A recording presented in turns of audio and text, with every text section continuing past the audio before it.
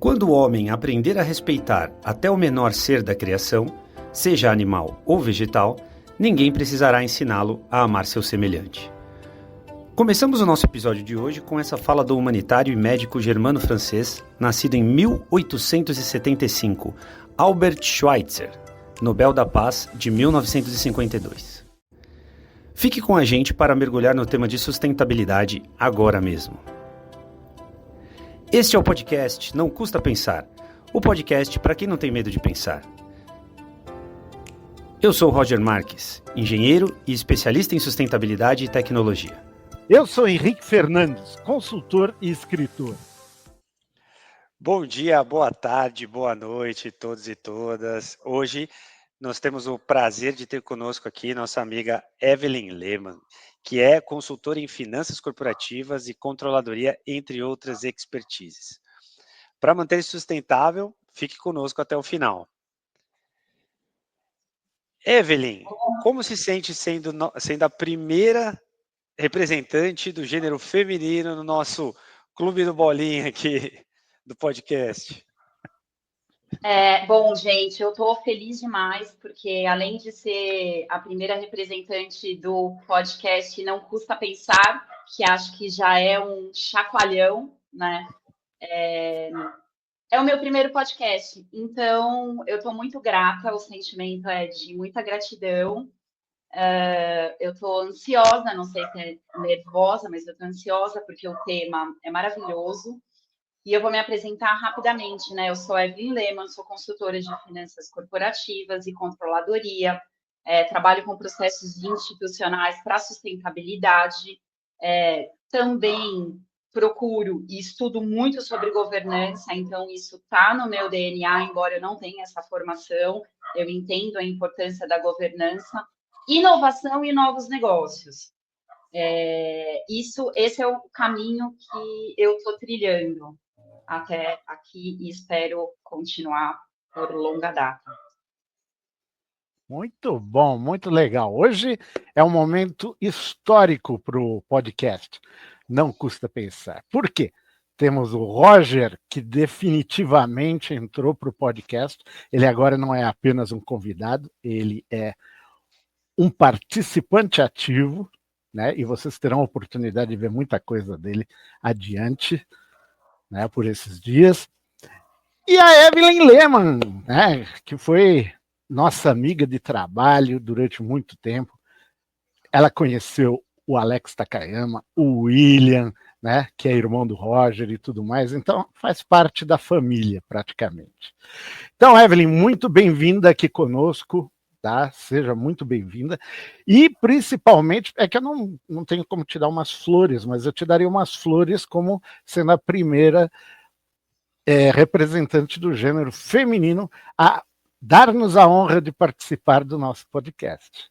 Eu tenho uma dica, posso? Claro, sem dúvida. Pode ser uma flor virtual, pode ser uma foto. Já é mais sustentável, inclusive, né? Maravilha, eu te mando lá no WhatsApp. Ótimo. Pessoal, então, aproveitando o ensejo, né, nós temos aí 2 profissionais da área de sustentabilidade, tá? O Roger vocês já conhecem de outros carnavais, né? Então, não tem muito assunto aqui para diante. E fiquem conosco até o final do episódio, não percam. E agora a fala é toda do senhor Roger. Fique à vontade. Muito bom. Bem, eu fiquei bem empolgado, né, com o tema que a gente escolheu para falar aqui hoje, né, que a Evelyn trouxe. Achei muito bacana a gente misturar aqui sustentabilidade, inovação, capitalismo, né, e tudo isso sob uma lente que eu acho muito interessante. Até comentei com o Henrique, né, eu tenho uma aula que eu dou no MBA que trata IA e meio ambiente, e eu coloco sempre uma questão que é justamente sobre esse ponto, né? Que é uma lente da equidade intergeracional. Eu acho muito bacana.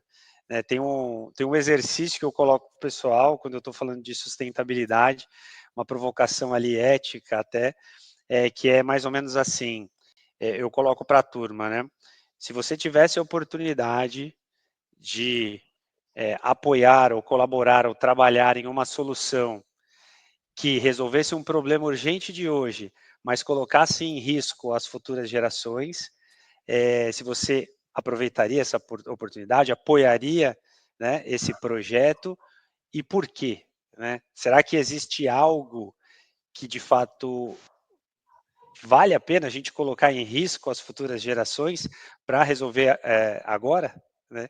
E é muito bacana, porque o pessoal já, todas as vezes, assim, inúmeras vezes, dá um nó na cabeça do pessoal, né? Colocar, de fato, num problema de hoje já as futuras gerações. E, curiosamente, a resposta que todo mundo chegou até hoje é de que, sim, se fosse um problema que colocasse em risco a existência humana. Né? Uhum. Então, todo mundo fala, putz, se tivesse caído um meteoro, se fosse algo que fosse extinguir grande parte da humanidade, aí sim valeria a pena a gente colocar em risco. Né?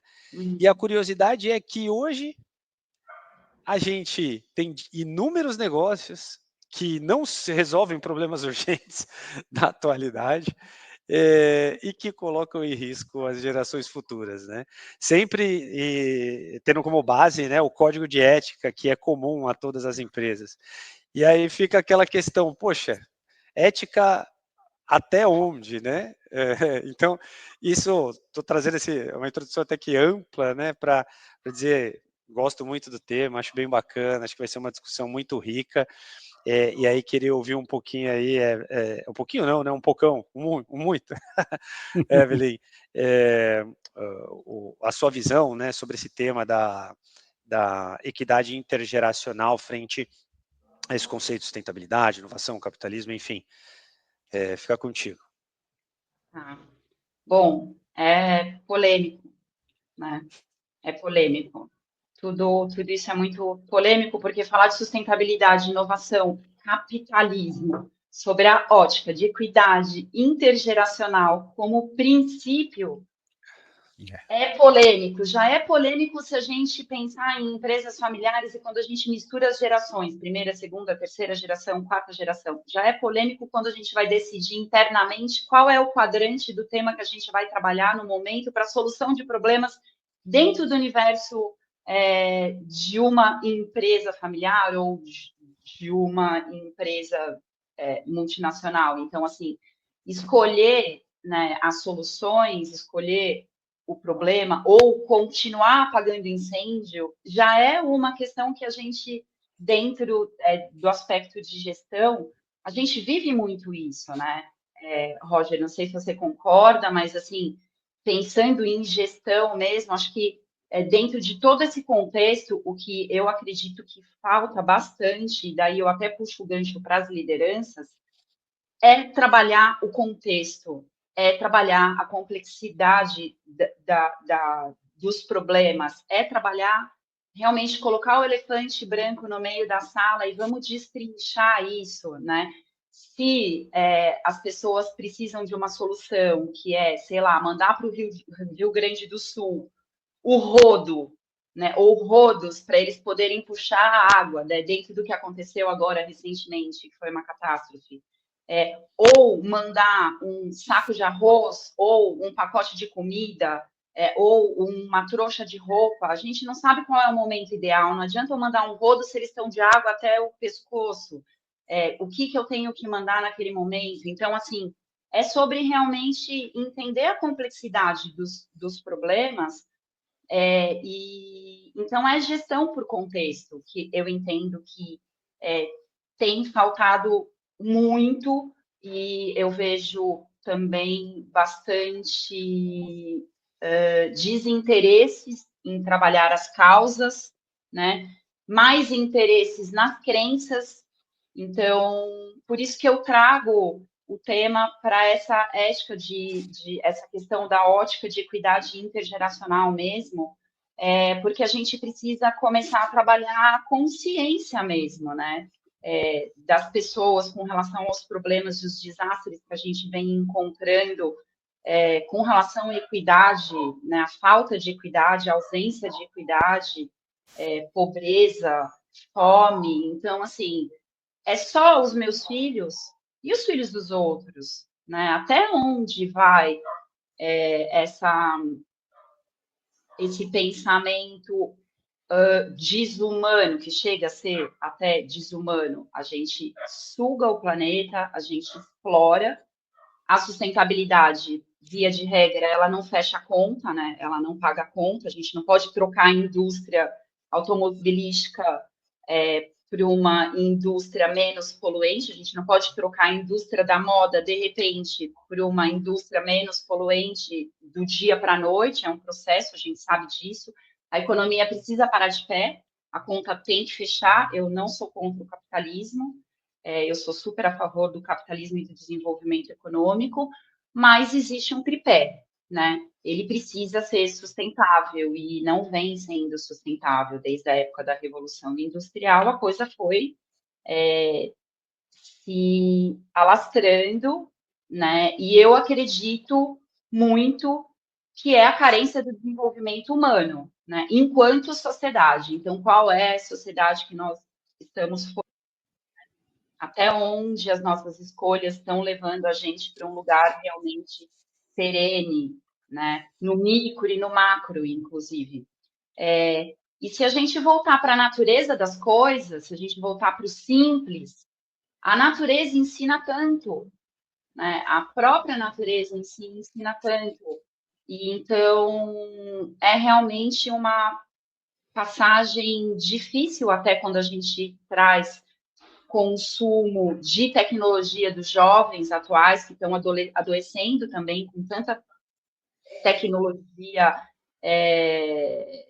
vamos dizer, o nível de informação abundante que está ali metralhando o cérebro. Então, a nossa saúde mental está abalada, está mais do que provado isso. Também acredito que a tecnologia ela está aí para contribuir, trazer muita solução, desenvolver tudo isso. Acho que a gente tem que pensar em crescer o capitalismo para um capitalismo mais maduro, amadurecer o capitalismo.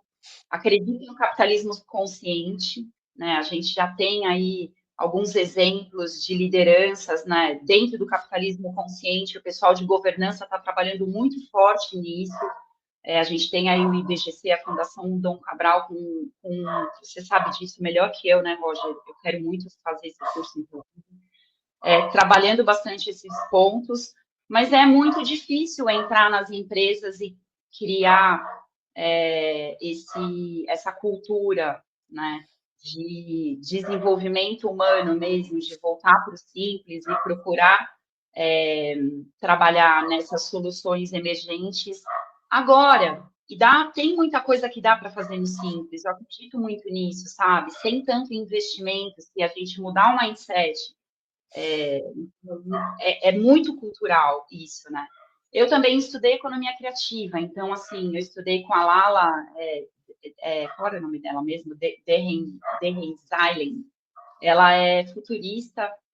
Eu estudei economia criativa com ela há 20 anos atrás, um curso totalmente fora da caixa, economia 4D, sabe? A gente explora recurso o tempo inteiro, a gente tem tanto recurso, e eu vejo que a gente se limita tanto com relação a isso, tem tanto recurso para compartilhar e para multiplicar.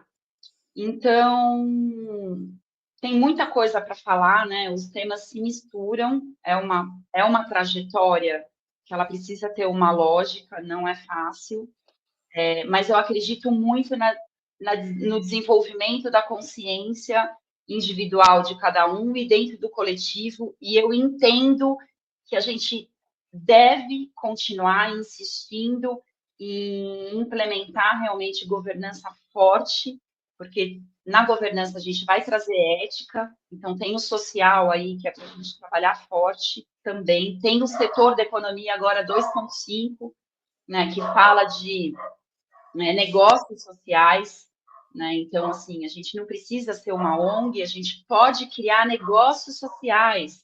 Vamos construir juntos negócios que tragam soluções, que façam links de classe, que a gente possa compartilhar conhecimentos, que a gente consiga contribuir melhor com quem realmente precisa de ajuda.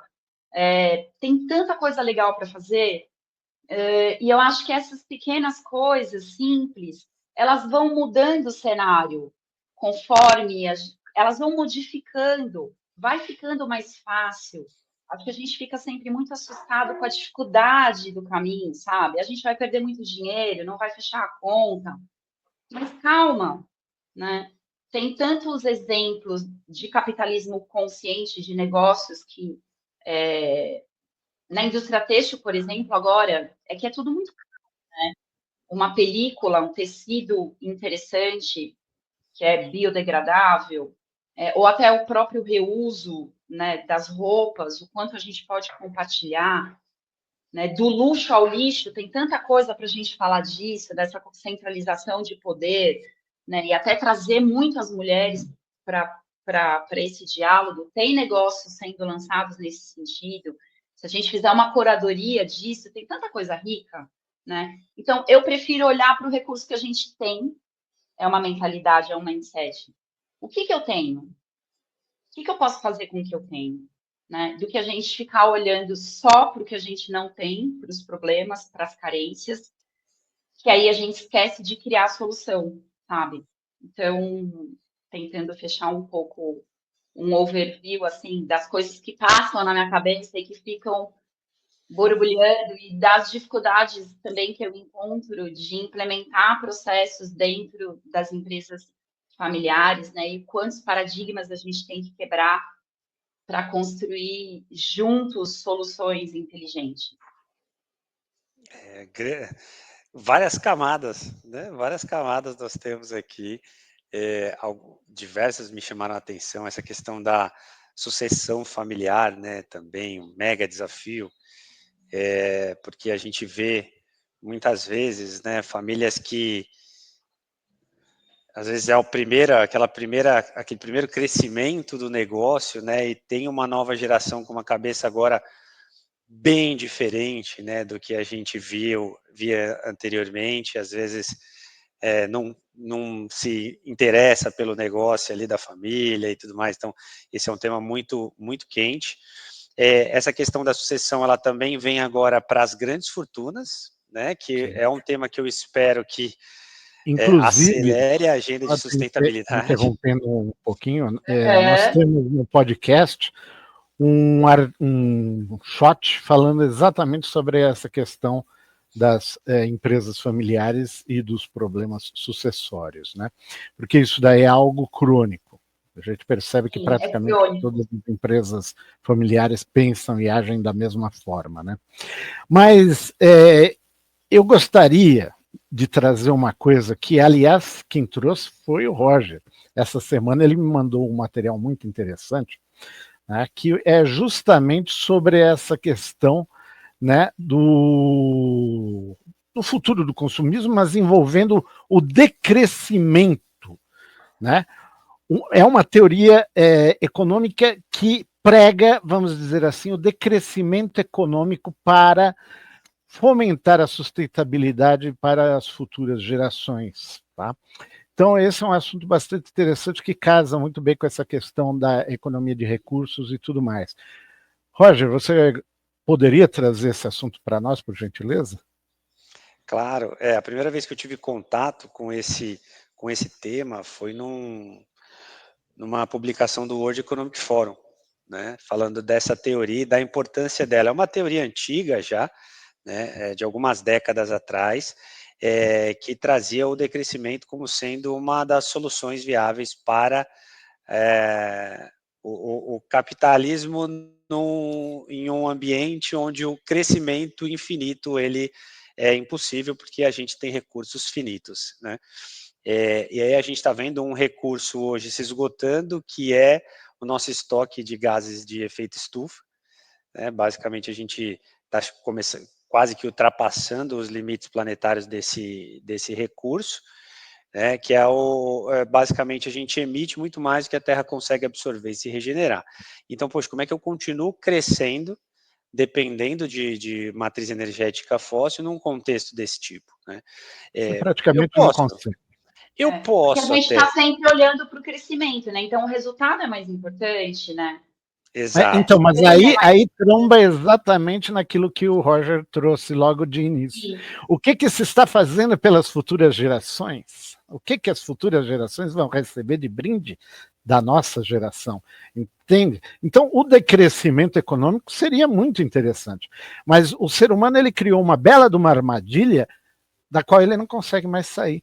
Como você vai sustentar os 8 bilhões de habitantes do planeta com decrescimento econômico? Sendo que a maioria dos povos que em desenvolvimento hoje querem exatamente o contrário. Eles querem se equiparar, né, às taxas de bem-estar e consumo do primeiro mundo.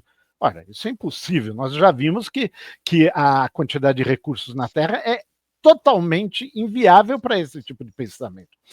Então, o que nós temos é uma penalização de uma parcela da população em detrimento da outra, mas só que a indústria, o capitalismo, ele se baseia no consumo, e o consumo para rodar a economia. Consequentemente, se você tem mais consumo, você tem também mais consumo de recursos.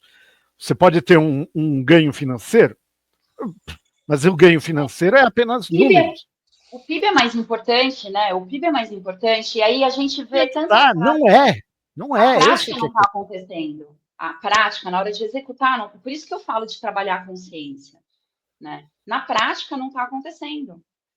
Sim. E olha, falando de PIB, né? Olha que interessante um dado aqui. O PIB chinês, ele cresceu 59 vezes nos últimos 40 anos. Isso é 4 vezes mais que os dos Estados Unidos e 3 vezes mais que do Brasil. Estou pegando aqui de um post que eu vi no LinkedIn recentemente, de uma pessoa que foi para a China. A China, ela usou mais cimento em 3 anos do que os Estados Unidos em todo o século XX. E cimento a gente sabe a dificuldade que tem de descarbonizar essa indústria. Exatamente. Né? E aí o PIB da China, né, a projeção é que ele, entre 2030 e 2040, ele ultrapasse o americano. Né? Então, vamos lá, é um exemplo a ser seguido, né? Se a gente for falar de crescimento econômico. Mas imagina se todo mundo estivesse crescendo nessa ordem. Né? E aí quando a gente vê em termos de emissões, a China hoje, atualmente, né, ela é o maior emissor de gases de efeito estufa, seguido dos Estados Unidos, e aí depois vem outras economias aí. Poxa, é um super exemplo a ser seguido, né, de potência que veio ali, né, de um país em desenvolvimento para esse monstro que a gente tem hoje da economia, gigantesco. Né? Não vou falar, não é monstro no mau sentido, depende aí da ótica não que a gente mas olha, vai né? totalmente contra a ideia do decrescimento econômico. Exatamente, mas aí a gente vê... A gente, na linha do tempo, o decrescimento seria a solução para a gente chegar no momento e conseguir fechar a conta, né? É mais ou menos como uma pessoa que ganha R$1.000 por mês e gasta 5.000. Isso é impossível.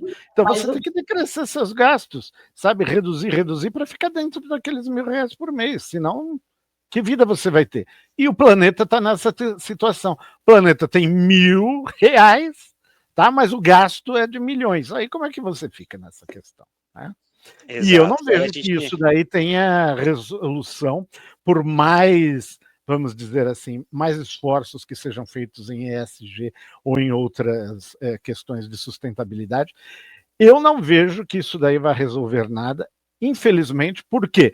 Porque nós não vamos deixar de lado o sistema econômico do crescimento contínuo do capitalismo. Então, isso que é um ponto, né? Hoje a gente enfrenta pressões diversas, né? Populações extremamente ignorantes, com um nível de nacionalismo crescendo absurdamente, as fronteiras do meu país, ou o que está dentro do meu país é o que importa, o que está fora do meu país não importa. E aí todo mundo esquece que a atmosfera não passasse de um país para o outro, e ela está pouco se lixando com as fronteiras, a atmosfera, com suas chuvas, os países, furacões, o pessoal esquece que os países eles estão contidos em um sistema único, né? Estamos todos no mesmo prato, essa que é a verdade.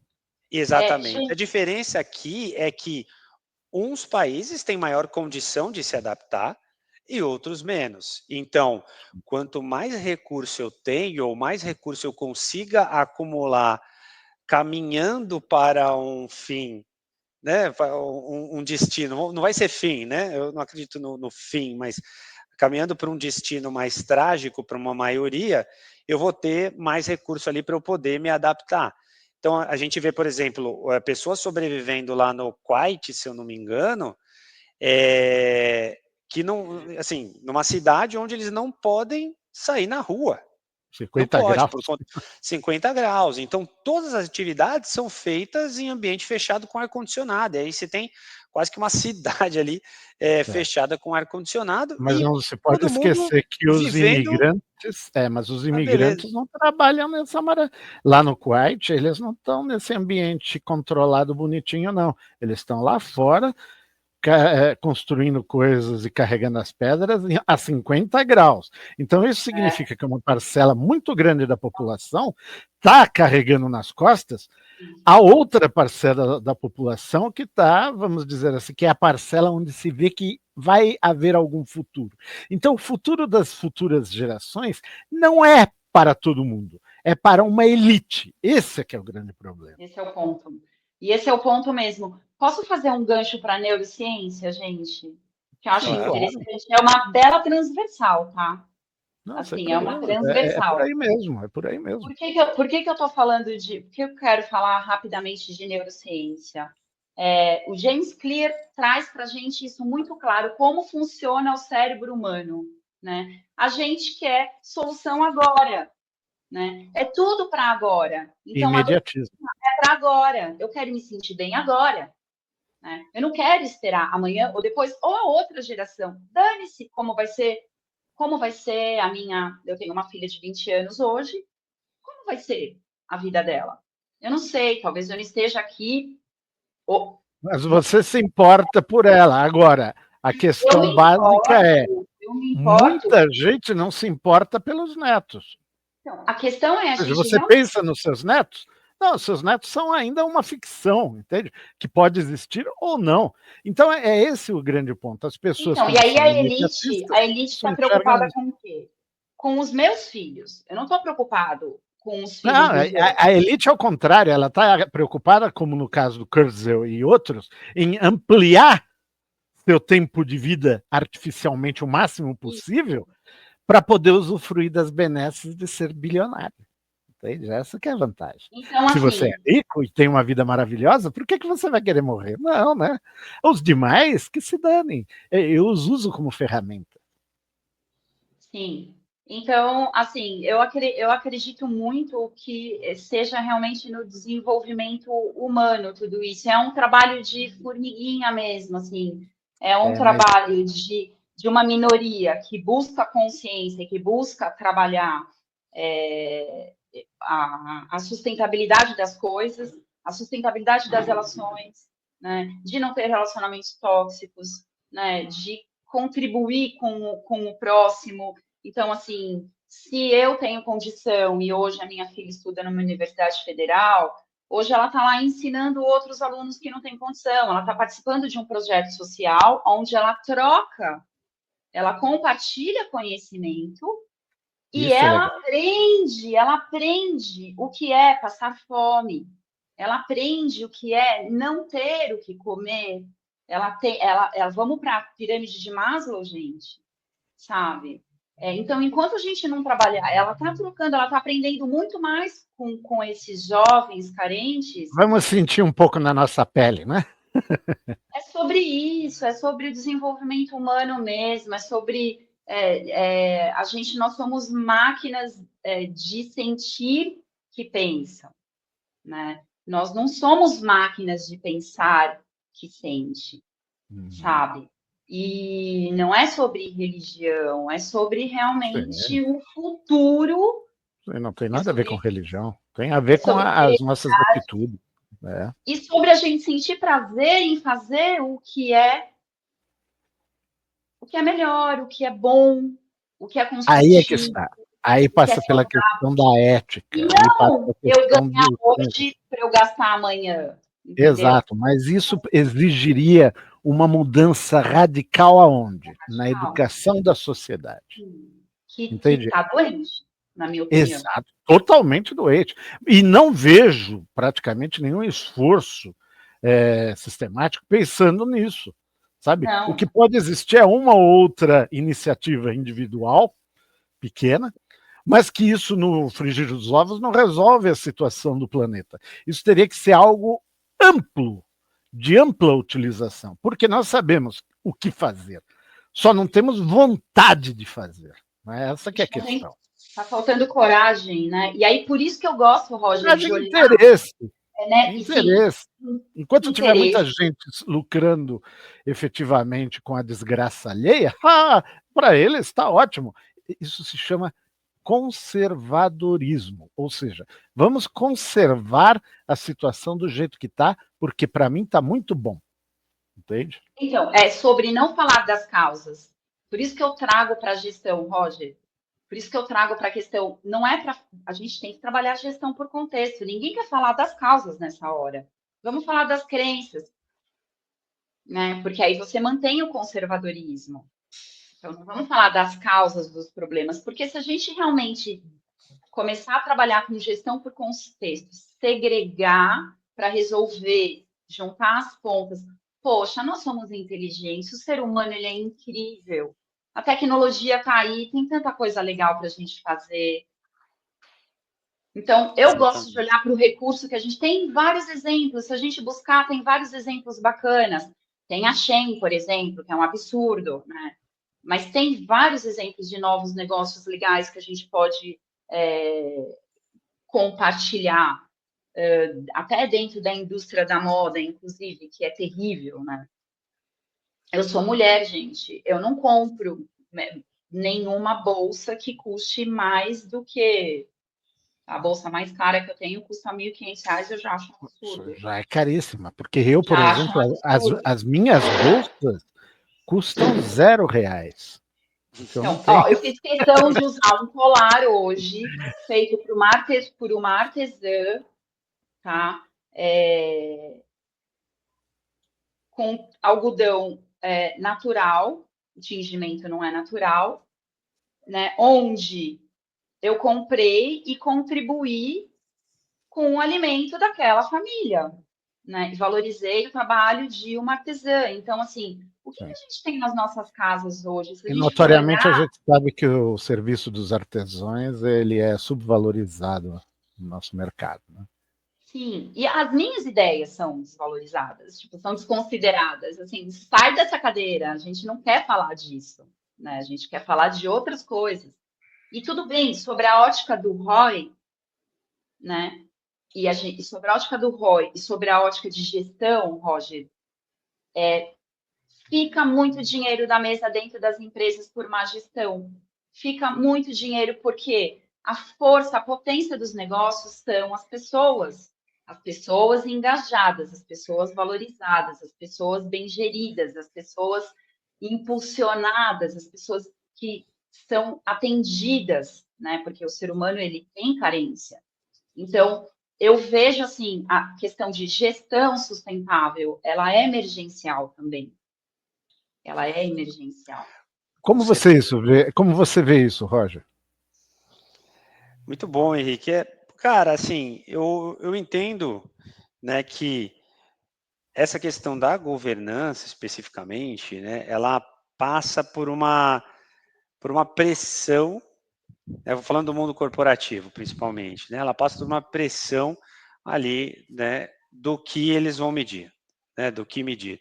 E aí, quando a gente olha da prática de governança em si, quando ela foi ganhando corpo, né, nas empresas, basicamente o que é uma prática que visa garantir os mecanismos que a empresa tem de proteger, né, a empresa e os acionistas, digamos assim, dos interesses individuais de um executivo mal intencionado, de uma liderança mal intencionada ali, de uma diretoria mal intencionada, enfim.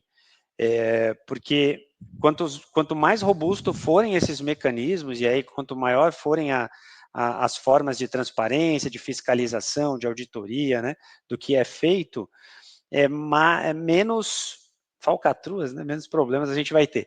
E mesmo evoluindo aí, né, por vários anos, décadas, esse tema a gente ainda vê a criatividade, a gente já falou em outros episódios da criatividade humana, é a falta de ética sobressair, porque sem ética, de fato, não há uma governança adequada, né, não tem um desenvolvimento sólido de uma corporação. E aí, quando eu trago para o conceito de ética, a noção intergeracional, a noção de impactos negativos como sendo responsabilidade do meu negócio, né? A partir do momento que eu tenho um lucro em cima de um produto ou serviço que eu venda, esse produto ou serviço, quando eu coloco ele no mercado e vendi, né? Opa, já não tenho mais responsabilidade, a minha ética tá ok, né? A gente vê que já não é bem assim, né? Porque se esse produto ele continua gerando um impacto negativo, ou o fim de vida dele tem um impacto negativo que eu não considero, em algum momento esse impacto, esse acúmulo desse impacto negativo, ele pode voltar para mim como algo negativo. E vai voltar. Então, já por exemplo, volta para a lá... sociedade como um todo. Vai voltar para você, inevitavelmente. Volta para a sociedade. Exato. Então, sempre... Exato. Então, aí é que eu vejo a grande importância da governança e da ética quando a gente colocar essa ótica de sustentabilidade nas empresas, e as empresas, as pessoas, os executivos, começarem a entender os impactos das suas ações, das suas atividades como profissionais, que impactam, de fato, na sua vida pessoal e da sociedade como um todo, né? E isso é muito claro que a maioria das pessoas ainda não tem essa noção. Então, quando a gente vê aquele documentário do Netflix, aquele filme que a gente fez até um episódio sobre, né, o Buy Now, conspiração consumista, Gente, a gente vê ali... É incrível. Pois não deixe de a ver o gente vê nosso algumas episódio. pessoas... fizemos um episódio somente sobre ele. Então, ali a gente vê que as pessoas, né, independente do nível que ela ocupa numa corporação, numa grande empresa, muitas vezes ela não tem noção desses impactos negativos que a atividade dela causa. Então, quando você... Lá tem o ex-CEO, CMO, não lembro, da Adidas, que passa o episódio inteiro com os olhos marejados ali, falando, nossa, poxa, eu consegui conectar, porque a Adidas aqui fazendo um parênteses, o herói... Se o herói, ele tem que morrer logo, né? Porque se ele viver o suficiente, ele vai virar um vilão, né? Inevitavelmente. Eu vejo muito a jornada do herói nisso também, né? Pois é. Sim, mas ali, é um herói meio torto.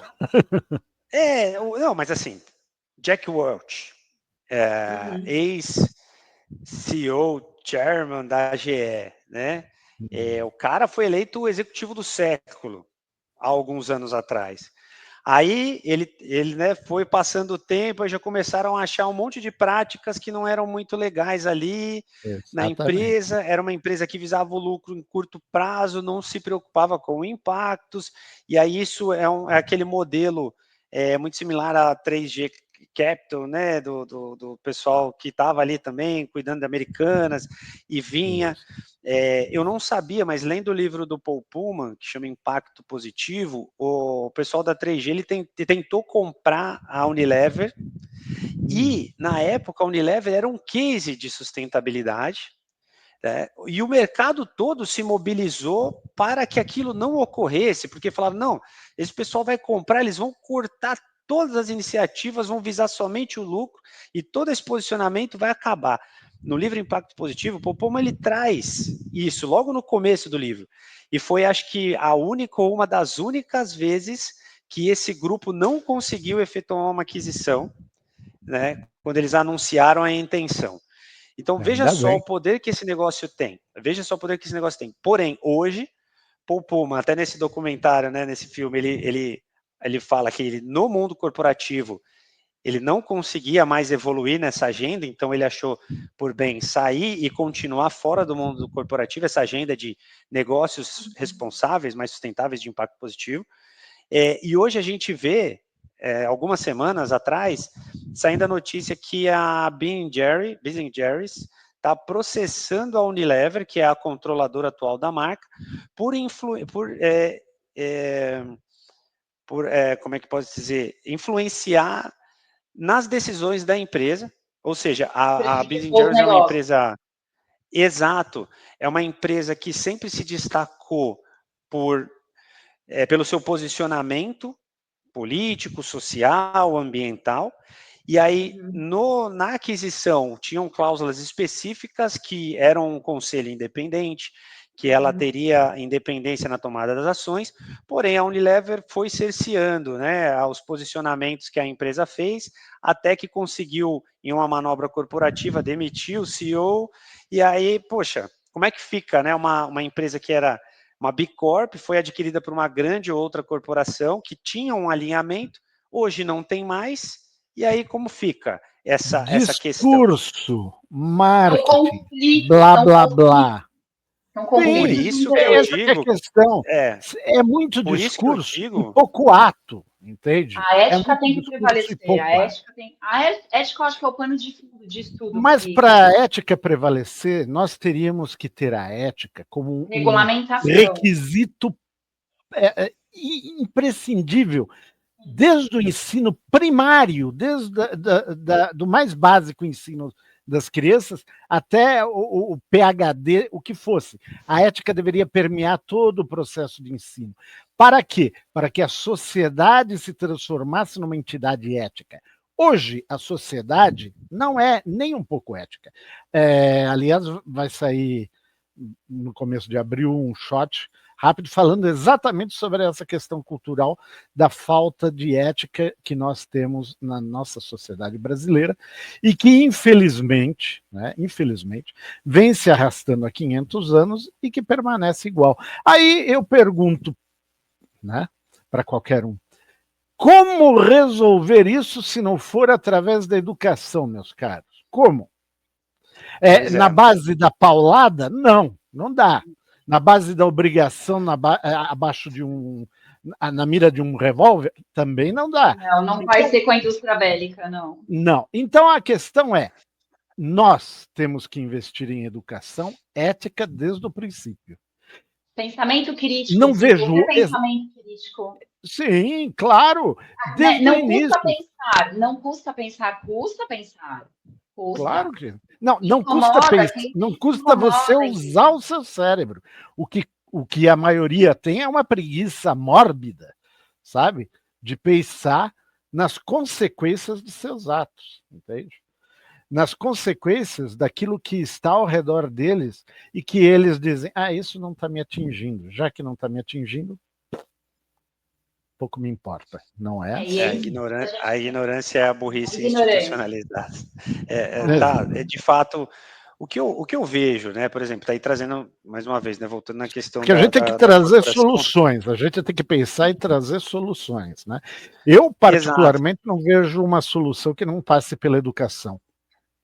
Então, tem a questão... a educação corporativa, eu acho que a gente consegue transformar muito isso dentro do corporativo, mas realmente... Será? Lá é um ambiente viciado, essa que é a questão. É um ambiente viciado por uma cultura viciada. Vem um movimento... Será que isso não tem que ser feito na base? Vocês viram que... Sim, também, né? Eu acho que políticas públicas, mas e aí? Quais são os interesses, né? Vem um movimento, infelizmente, né? A gente precisa de uma grande mudança. A conclusão que a gente chega é que a gente precisa de uma grande mudança. Quem vai puxar essa mudança, né? E aí, lembra que eu falei, né, Henrique, uma vez, eu gostei muito quando eu ouvi isso, Evelyn, não sei se você já ouviu. As mudanças normalmente acontecem por um dos 3 Ds, que é design, decreto ou desastre, né? Então a gente tem essas 3 coisas. Mas eu estava pensando esses dias. Exato. Pelo design, se a gente conseguisse resolver isso pelo design, seria maravilhoso. Só que aí tem, obviamente, uma preguiça enorme das empresas de mudar o que vem sendo desenvolvido, né, e aperfeiçoado aí nos últimos 100, 150, 200 anos, às vezes, dessas cadeias lineares. E, obviamente, além da preguiça, uma dificuldade muito grande, um custo elevadíssimo, né? Porque a partir do momento que a gente consegue repensar um produto ou serviço com sustentabilidade no centro, resolver um problema de forma similar ou muito próxima, né, aceitável, com um Bingo! custo equivalente, nossa, resolvi. Bingo! Eu vou ficar milionário, né? Porque hoje em dia tudo aponta que o consumidor ele quer isso. Muitas vezes ele não sabe, ele compra gato por lebre, muitas vezes hoje, por conta da desinformação, obviamente. Mas uma vez que você vê algo, você não consegue desver. Né? Então, a partir do momento que você entende o Roger, impacto daquilo, poxa, isso. eu não quero mais É a aquilo, eu vou buscar consciência, é formas. a consciência. A Exato, gente esse tem que acreditar, despertar. a gente tem que acreditar na consciência do ser humano. O ser humano, ele sente, a gente tem que acreditar nisso. Porque tem muito problema que as pessoas não estão vendo ainda, elas não estão enxergando. Se a gente conseguir trazer isso à tona e fazer elas enxergarem, né, e ir despertando. Então, assim, tem muitos hubs aí também trabalhando com base nessa ideia, né, desse despertar. O design eu acho fantástico. Eu uso design thinking, né? Uhum. Eu tenho um mentor que é o Eduardo Carmelo, que é um cara que é top of mind em RH, assim, é um cara que ele vai no ponto, dói. Eu gosto muito dele, já estou com o Eduardo aí há uns 15 anos, ele me ajuda bastante. E eu acho que o design, ele é uma baita de uma sacada, sabe? Esses dias eu vi um conceito que eu gostei muito, porque estudando sustentabilidade eu vi que tem muito uma questão do sustainability rebound, se eu não me engano, que é a questão de você buscando ser mais sustentável sem analisar o impacto amplo do produto ou serviço, pode ficar até menos sustentável, porque você vai ter um rebote, um efeito rebote em uma iniciativa, por exemplo, vamos supor, de circularidade. Né? Vou trabalhar a circularidade do vidro, mas eu vendo, minha fábrica ou então eu tenho polos de reciclagem de vidro concentrados no centro-oeste e no sudeste, e eu tenho um monte de produto de vidro que eu vendo no nordeste. Poxa vida, o que eu tenho que fazer? Vou ter que colocar fábricas para reciclar vidro lá, ou eu vou ter que trazer esse vidro para cá? Então, qual que isso vai gerar mais ou menos impacto, e assim vai. Então, eu vi um conceito que eu gostei muito, que é o Design for Absolute Sustainability, né? O design para absoluta sustentabilidade, livre desse rebound, né? Desse rebote. Uhum. Tenho que trazer isso para o conceito, para o começo. Só que para eu, né, começar a projetar algo, ou então para eu começar a rever meu negócio sob essa ótica, eu tenho que saber o que medir. E daí vem essa questão da governança, eu colocar indicadores-chave no meu processo, que consiga mensurar o impacto. Só que a gente tem um problema enorme de metodologia sendo discutido em cima disso. Hoje, o que é mais fácil? É medir impacto ambiental. A gente já desenvolveu muitas coisas em cima de impacto ambiental, então medir pegada de carbono, emissões de gases de efeito estufa, precificar o carbono está acontecendo no mundo inteiro. Tanto que no Brasil, nós fomos pioneiros, né, a CVM, Comissão de Valores Imobiliários, que regula as nossas empresas de capital aberto aqui no Brasil, ela foi pioneira global em adotar padrões de reporte de sustentabilidade para as empresas de capital aberto, obrigatórios. Então, toda empresa de capital aberto vai ter que reportar os riscos e oportunidades ESG e os riscos e oportunidades climáticos especificamente, a partir de 2027, com base no exercício de 2026. Quem está regulando isso, quem está montando esse padrão, é a IFRS, que é a mesma instituição que regula o reporte financeiro.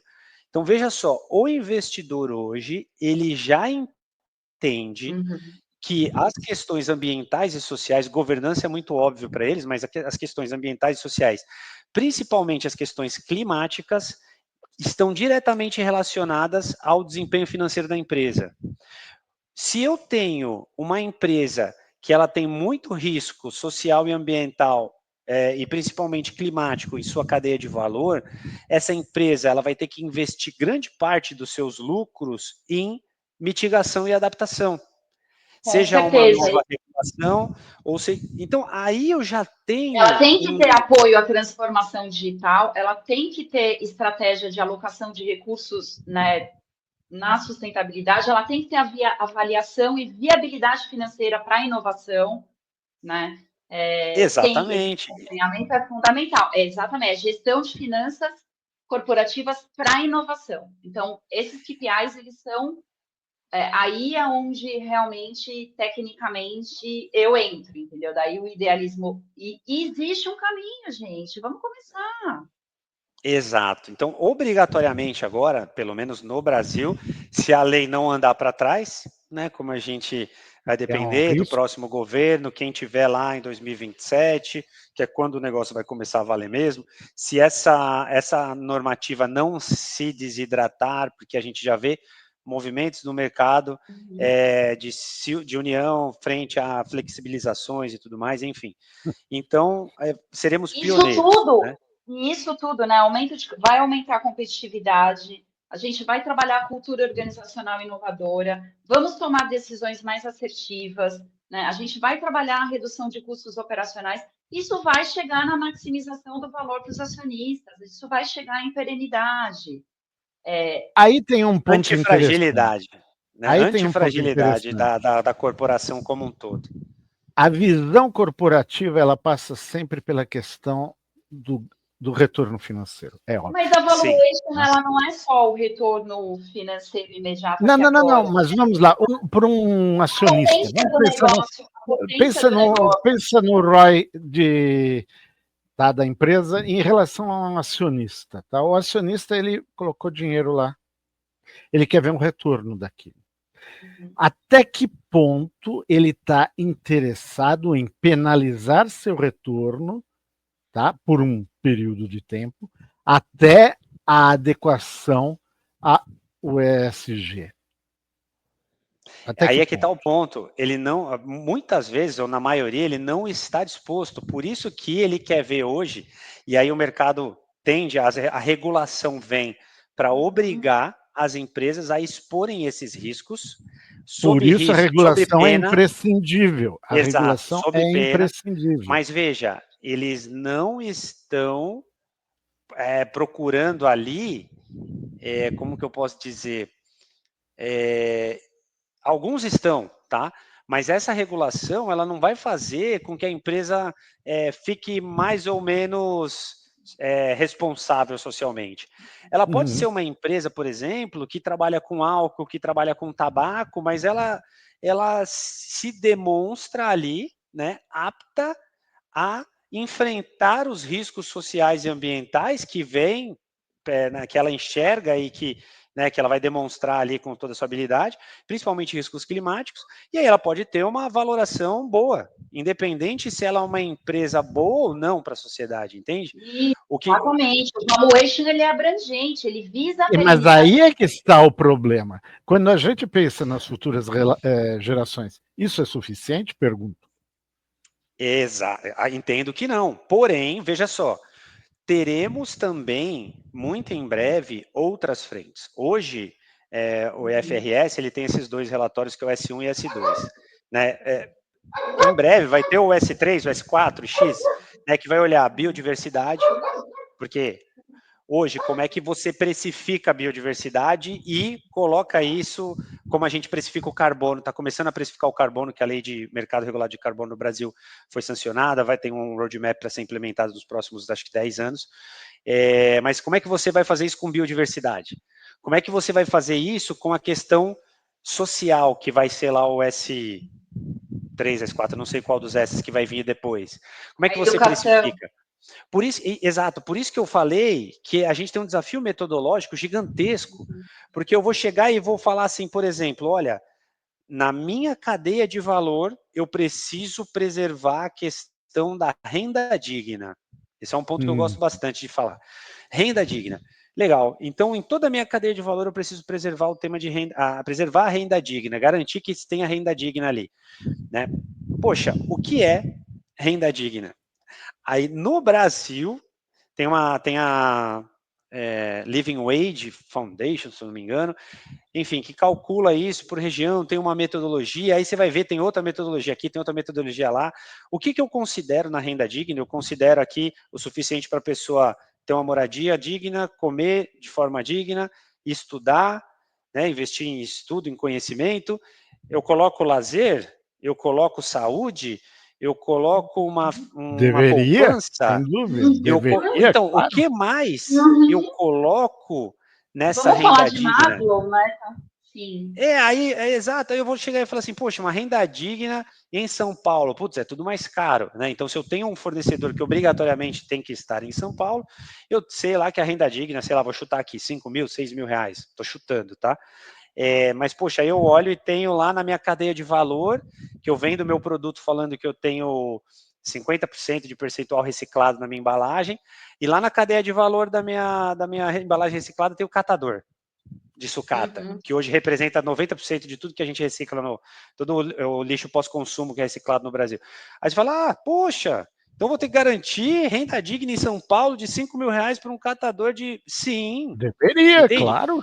Deveria. Então, poxa, aí eu vejo lá na minha cadeia, tem alguém lá no Paquistão ou em algum outro país costurando uma bola de futebol na mão, colando um filtro de carro na mão, e aí tem criança na cadeia. Aí você fala, poxa, como é que eu vou, né, garantir Sim. tudo isso? Aí é que entra o desafio metodológico, os desafios tecnológicos que vão fazer com que as empresas consigam traçar um triple bottom line, que Sim. a empresa do futuro, que ela vai ser perene, né, ou mais antifrágil, né, mais resiliente aos Perene solavancos do não. mercado, perene não, mas além de ser uma empresa que gera lucro, ela vai ter que garantir que ela não tem impacto socioambiental negativo, porque esses Você impactos falou eles uma vão coisa deduzindo do agora lucro. muito interessante que você Não, é já o havia critério. comentado num episódio anterior, que era essa questão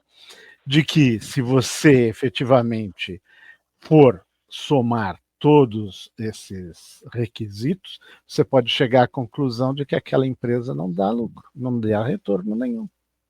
Ou você pode Exato, e chegar à hoje você... conclusão de que ela dá muito lucro, mas ela acaba, Mas ela penaliza uma outra ponta. Esse que é o problema. ou seja, Exato, ela não é porque não... viável. Aí Não é tira viável. isso, Não é, não é não é viável. Esse é o sustentável. ponto. Não é sustentável. Agora, Esse é o ponto. gente, o Mas será capitalismo... que isso não é a maioria dos negócios no nosso sistema capitalista de hoje?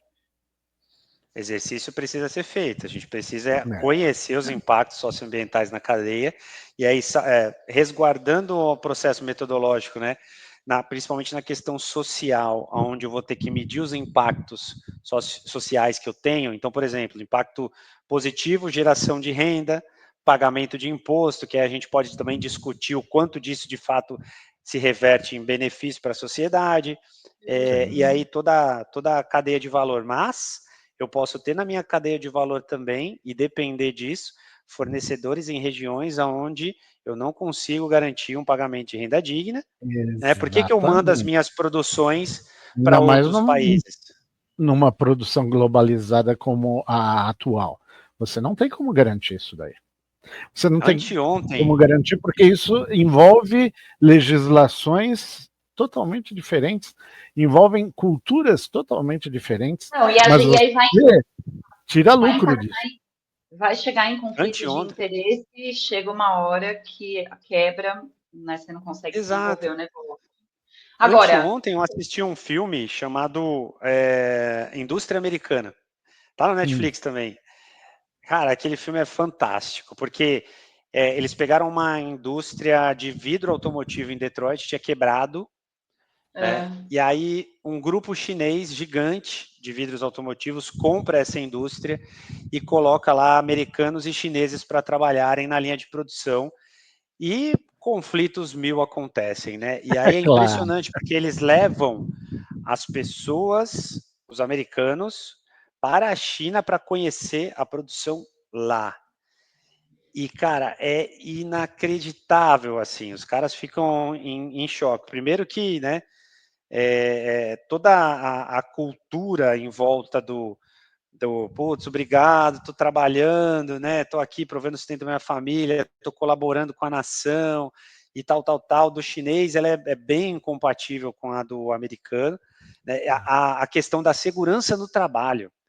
Esse é um ponto gritante também, né? Porque quando eles vão para a China, eles veem lá, chama muita atenção uma hora que eles pegam os resíduos da produção e, poxa, tem uma pessoa que fica lá agachada praticamente o dia inteiro, separando o caco de vidro sem EPI adequado. Imagina só isso. Aí os americanos olhando, horrorizados, falou, cara, você é maluco. Como isso, né? E aí também, nos processos, nas linhas de montagem que os chineses colocaram em operação nos Estados Unidos, tinham diversos problemas de segurança, por exemplo, exposição ao calor, né, a variações térmicas gigantescas ali, proximidades ou grandes tempos expostos a temperaturas altíssimas perto dos fornos e tudo mais, coisa que, assim, processo trabalhista na certa, né?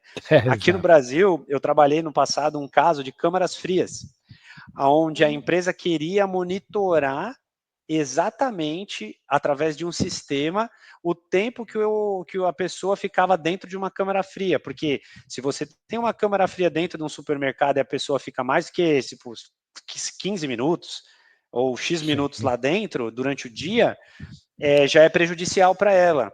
E aí, como as empresas, a maioria não contabiliza isso, fica já um advogado trabalhista aí, lá no sindicato, toda vez que vem alguém daquela empresa, fala, ó, vamos processar aqui, isso é porque muito eles não complicado. controlam. Eu trabalhei em vamos... indústria de sorvete, tá, Roger? Então você já sabe, você conhece a problemática. Então, assim, no centro de armazenagem, assim, a câmera fria, então, assim, né, eu vou fazer inventário, né, e, assim, a controladoria de inventário e a falta de tecnologia para proporcionar que seja um inventário adequado, e quais são as condições que a gente tem de trabalho para executar tudo isso. E tudo bem, a gente sabe que é difícil empresariar, tá? É difícil, o Brasil é difícil, tá? Mas, assim, são questões básicas que não tem como se esquivar disso. E aí a gente volta na questão da renda digna, porque Sim. para um chinês, que o americano, ele fala lá, putz, quando era a GM que tomava conta aqui dessa fábrica, eu ganhava $25 por hora. Hoje eu estou ganhando 12,5 por hora. E estou feliz porque eu não tinha nem o que comer, estou morando no porão da minha irmã lá em tal lugar. Então, muito americano também, assim, em condições péssimas. Mas ele está lá, beleza, caiu pela metade o salário dele depois de muito tempo desempregado. Aí você pega o chinês que está ali, provavelmente ele deve estar ganhando 6 por hora, que a gente não fala lá, mas enfim. E lá na China, talvez menos ainda, né, em condições totalmente diferentes. E aí você fala, pô, eu preciso garantir renda digna para isso. Só que o que é digno para um americano que já conhece um padrão... Só que aí tem uma grande questão. É diferente, tá, né, do que para nós que conhecemos outro. Como as empresas enxergam a mão de obra? Elas não as enxergam como pessoas, elas as enxergam como recursos. Entende? E como recursos, se você tem uma ampla oferta, esse recurso vale menos, que é o que acontece na China. Lá você tem mais de 1 bilhão. Desse 1 bilhão, meu amigo, uns 900 milhões tem que trabalhar e coisa e tal. Então é mais do que natural que os empregos ali sejam subvalorizados. Isso é notório. Agora, num planeta onde a população é crescente, tá? A tendência de você conseguir ganhos cada vez menores de mão de obra é significativo. Também isso. Porque a oferta é muito maior. Como você... E qual é a renda digna nesse caso, meu caro? Não existe. Na Alemanha não tem empregada doméstica, tipo, não existe isso lá, né? São particularidades, essa que é a questão. Não tem. Quando nós trouxermos a automação num grau muito superior ao que já existe, o que vai acontecer é que você vai ter uma oferta ainda maior de mão de obra, que cada vez vai ser mais subvalorizada, e aí a questão não é uma questão de renda digna, mas sim uma questão Abuso. de renda universal. Ou seja, todos terão que ter direito a receber, mesmo sem fazer absolutamente nada, porque, do contrário, a sociedade para de funcionar. É simples. Não podemos esquecer, e isso muitos empresários esquecem, se você automatiza seu processo e reduz a mão de obra, lindo. Isso funciona por um período de tempo. Quando você tiver mais máquinas do que consumidores, quando a maioria dos teus consumidores estiverem desempregados, você vai vender seus produtos para quem? Para os robôs? E aí você vê que, por exemplo, A humanidade China, vai parar de crescer, então, né? Vai ser eximida. tem Aí uma aquilo tendência do decrescimento né? econômico que a gente começou a falar no início do episódio vai acontecer não pelo Vai ser acontecer por quê? Por desgraça, né? Pelo dedo da Mas as projeções da ONU, se eu não me engano, elas já são de decrescimento populacional a partir de 2100. Acho que a gente começa a decrescer lá. Aí tem que entrar no modelo claro, que vai eles haver estão um projetando, período, né, vai obviamente. haver um período terrível durante esse E a processo. expectativa de vida aumenta, né? Exato, mas vai haver também. um período terrível nesse processo. Isso Mas é mais nessa uma questão prova, de... isso é mais Oi? uma prova de que não pode existir, por exemplo, os super bilionários nem nada disso. Tá? Uhum. Isso é inviável para a continuidade da sociedade. Isso não é possível. Tá? Você acumular recursos na mão de uns poucos e o restante simplesmente não ter absolutamente nada. Por quê? Porque uns dependem dos outros. É aquilo que a gente falou. Nós não estamos todos no mesmo prato, meu amigo. Tá? Aí o que acontece dentro de uma sociedade quando a maioria está desempregada, a maioria não tem o que comer? O que eles vão fazer? Eles vão exatamente atrás daqueles que efetivamente têm. Isso já aconteceu no passado. Isso aconteceu na Revolução Russa. Isso aconteceu na Revolução Francesa. Então, nós não aprendemos nada. Vamos ter, então, uma nova revolução em breve, onde cabeças vão ter que rolar. A que ponto se chega? Por quê? Porque se pensa única e exclusivamente no imediatismo do lucro e não na perpetuação de uma economia, de um processo econômico que permita às futuras gerações existirem da mesma forma que as atuais. Olha, eu não sei se a gente não aprende com o passado, tá? Mas algumas pessoas aprendem, porque aquele papo da andorinha não faz verão, meu amigo. Exato. Vocês já leram 1984, né? Sim. Do Grande Irmão. Cara, ali ele chega num momento onde as lideranças aprenderam com o passado e mantém a população em uma constante destruição ali, né? Uma destruição perene, em uma situação de guerra e ignorância plena perene, porque eles aprenderam justamente com o passado as formas de cercear essas revoluções. Que é exatamente o que nós temos hoje em dia.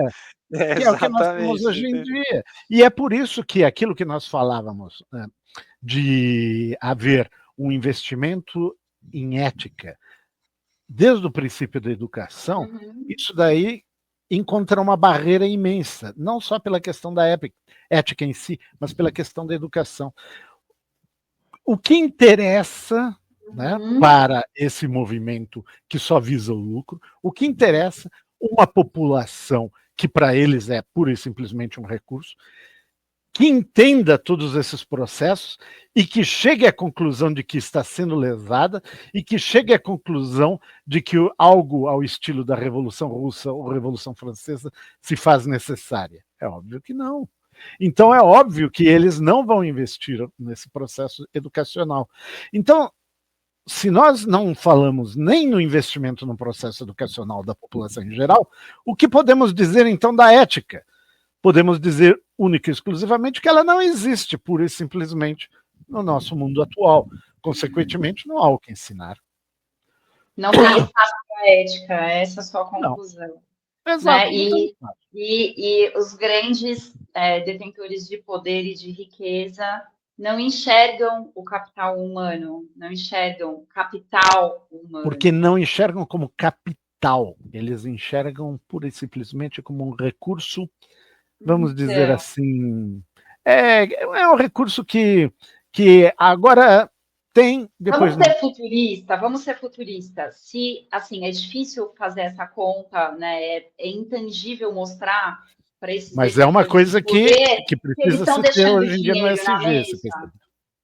Porque se cuidar do capital humano, se fizer esse deparo, essa transformação cultural, que é um pouco a ideologia, vamos falar que é uma ideologia do capitalismo consciente, né, que tem o propósito de acelerar a transformação cultural das empresas brasileiras, no caso aqui, do nosso universo, né, vamos enxugar para o nosso universo, que é capacitar as lideranças, né, para trazer a consciência, para impulsionar as mudanças positivas nos negócios. A partir disso, a gente consegue interferir na sociedade. A partir disso, a gente interferir na sociedade. A gente consegue trabalhar com políticas públicas. Bom, enfim, se a gente levar isso para o macro, para o investidor, e se realmente fosse reconhecido a força do capital humano, né? Como que um grupo bem cuidado, bem gerido, consegue entregar potência num negócio? Na minha concepção visionária, inovadora, futurista, eu vejo que a gente está deixando dinheiro na mesa, tá? Eu vejo que, assim, que essa ignorância, né, de querer tanto para si, né,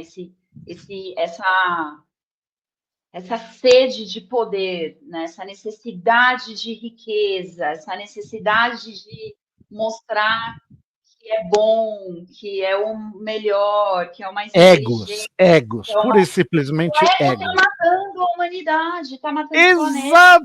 Exato. O ego agora, essa aqui. E ninguém para pensar que a verdadeira riqueza que existe nesse planetinha não é pura e simplesmente sua biodiversidade, sabe, seus recursos minerais, mas são os seres humanos que o povoam, entende? Cada um desses seres humanos tem o poder de uma revolução no processo inteiro. Mas isso não interessa para o conservadorismo, que quer permanecer numa sociedade típica de 150, 200 anos atrás, porque é do interesse deles, entende? Então, enquanto isso existir, a gente pode tentar fazer o que for com o ESG, a gente pode tentar fazer o que for com sustentabilidade, que infelizmente a gente não vai alcançar a meta, porque falta essa visão empresarial, falta essa visão do próximo, que efetivamente é o que interessa. Nós estamos aqui criamos toda uma civilização, para quê? Para meia dúzia? Não, a gente criou para a humanidade como um todo. Esse era o foco. Mas, infelizmente, isso tudo foi deturpado no processo. Durante esses milênios todos, né, uma camarilha, vamos dizer assim, um grupinho, né, de espertos, né, tomou o poder e tem mantido o poder até hoje. E aí, óbvio, a gente tenta, porque nós tentamos de todas as formas usar a lógica e criar mecanismos para resolver esses problemas, mas sempre batemos de frente com esse muro. Como que vocês entendem a indústria? E aí eu pergunto para vocês dois, como resolver isso? Mas como resolver isso de verdade? Não só com o discurso que a gente está cansado de ver, tá? Que é puro marketing. Como resolver isso de verdade, sinceramente? Se vocês tivessem o poder, tá, de tomar uma decisão para mudar isso daí, o que vocês fariam? Eu foco na educação. Negócio de impacto. Mas você já falou que é difícil, né? Eu acho que é negócio de impacto. Eu entendo que é dentro do corporativo, tipo, no miolo ali que a gente... Mas será que é no corporativo? Ou é fora da sociedade para o corporativo? Não, é as duas coisas. É uma egrégora, sabe? Assim, é como se fosse... É um negócio... Ele vai funcionar dentro das lideranças, né? fazendo, convencendo os investidores, vamos falar de venture capital, né, de bons negócios, né, negócios de impacto, né, com tecnologia, com esse conhecimento potente, de escalabilidade também, e vai gerando essa mudança. E também esse trabalho com certeza, Henrique, eu acho que o grande lance é trazer bons negócios e tem que deixar dinheiro na mesa também. Dá para fazer todas as coisas, entendeu? Não, dá. Sem dúvida que dá. O ser humano consegue fazer o que ele quiser. O problema é ele querer. Eu vejo essa questão, óbvio, né? Educação, com certeza, temos que começar ali as pessoas repensarem. Só da gente ter uma consciência de repensar o consumo, por exemplo, né? Já seria um grande ponto. Se todo mundo comprasse apenas o que precisa, ou comesse apenas o que precisa, ou consumisse apenas o que precisa, a gente teria ali uma distribuição, um impacto muito menor, né? E às vezes talvez nem precisássemos decrescer a economia, não é verdade? Aí é que tá, né? Porque, a gente falando da indústria da moda, né, que foi comentado aqui, produzimos bilhões de peças de roupas, mas bilhões e bilhões, centenas de bilhões de peças de roupas. Lá no Atacama. Né? Poxa, não, a gente não precisa, né? Eu falo por mim mesmo, esses dias, cara, assim, eu tenho 2 portas de guarda-roupa, algumas gavetas ali, peguei metade, ensaquei tudo, coloquei ali, coloquei a data, e provavelmente daqui a 1 ano eu não vou ter usado aquelas roupas. E aí você fala assim, putz, eu tô comprando que nem um maluco. Eu ainda, assim, não, né? Mas para mim não, mas pelo que meu guarda-roupa mostra, sim, né? E tem gente que tem, sei lá, 5, 6, 10 portas de guarda-roupa, um closet, e não é suficiente, ainda sempre precisa comprar mais alguma coisa, né? 15, 20 pares de tênis, sapatos e etc. Então, olha só que maluquice, né? Eu peguei aqui um dado, né? Por exemplo, se a gente vivesse como os Estados Unidos, todo mundo, né? O mundo inteiro, a gente precisaria de 5 planetas. Se a gente vivesse como a Dinamarca, a gente precisaria de 4,3 planetas, né? Como a Alemanha, 2,9 planetas, como a China, 2,3 planetas, como o Brasil, 1,8 planetas, e como a Indonésia, 1 planetas. Aí, eu te pergunto, você falou assim, putz, como é que a gente pode resolver isso de uma vez? Eu teria que trazer todo mundo para a base de 1 planeta. Então seria o decréscimo econômico que nós Então eu tenho que decrescer o padrão de vida do americano 5 vezes. Ou eu tenho que pegar o que gera esse impacto, que é, por exemplo, a grande parte, a geração de energia, e ter uma transformação radical na matriz energética de tipo zerar a emissão. Eu tenho que desenvolver uma ração para o gado que ele não vai mais soltar metano. Eu acredito na biotecnologia nesse sentido. Você entende? A gente volta para uma agricultura de subsistência, a gente volta para o simples. Eu acho isso tão louco, como que a tecnologia vai... Há 1 década atrás eu já pensava nisso, eu falava, gente, vai chegar uma hora que vai dar um boom, a tecnologia vai chegar com o orgânico aqui, ó, e aí? Né? Porque a gente vai ter que voltar para o simples, as coisas não são excludentes. Fazer mais com menos. Existem várias oportunidades, por exemplo, fazendas hidropônicas. Qual o grande problema de um país como o Brasil? Bom, você produz muito na agricultura, mas você tem centros de consumo que estão distantes dos centros produtores. Consequentemente, você tem transporte. Isso gera um gasto imenso. Gera um gasto. Tem problema de infraestrutura, né? De logística. Exato. Então, esse gasto, ele é crescente. Isso se torna inviável. Um exemplo, se nós tivéssemos na cidade de São Paulo, ao invés de tantos prédios de apartamentos, vários deles como fazendas hidropônicas, verticais, nós poderíamos Verticalizado. estar alimentando a população de São Paulo sem o gasto do transporte intermunicipal de alimentos. Mas com o Olha gasto quanto se de economizaria. localização gigantesca, né? Em que Porque sentido? eu estou usando um prédio que, É. teoricamente, poderia estar habitando Mas ele lá no por... Itaim. Mas para quê? Para com que metro você vai lá quadrado. habitar esse mundaréu de gente numa cidade Exato. que cá Mas aí eu entre tenho que nós pensar... virou um inferno? Essa Mas aí cidade virou um inferno. eu tenho que ter uma administração focada no longo prazo. E assim como as empresas, eu olho para o curto prazo. Hoje é muito fácil para um CEO se comprometer com metas para 2030, 2050 de net zero, porque ele vai se aposentar daqui 10. Ele E só olhe lá. fala. Todos E eles olhe falam, lá, assim, que eu vou zerar tudo.